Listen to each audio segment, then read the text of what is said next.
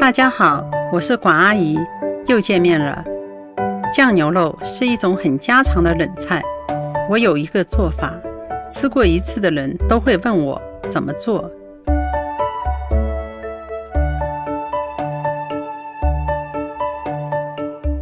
新鲜的牛腱子，我一般不焯水，像这样用流水冲洗掉表面血水就可以了。腌制会用到老抽、生抽、葱姜、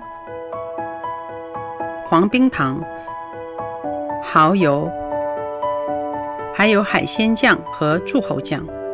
这两种酱的用料可以稍微多点，这样才能丰富酱牛肉的味道。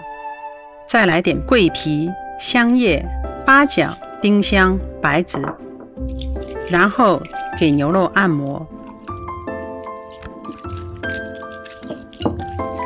接下来放入冰箱冷藏，这个腌制的时间需要48个小时，牛肉才能充分吸收酱料的味道。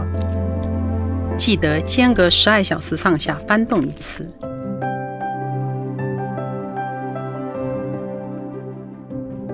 腌制好的牛肉，我一般都是放入高压锅，上气后转小火，压个15分钟就可以了。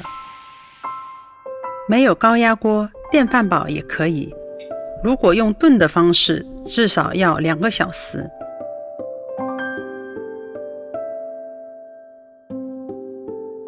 牛肉稍微放凉，切片装盘。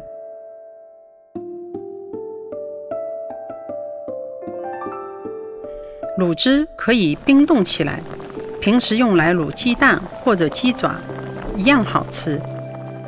大家还想学什么呢？留言告诉我哦。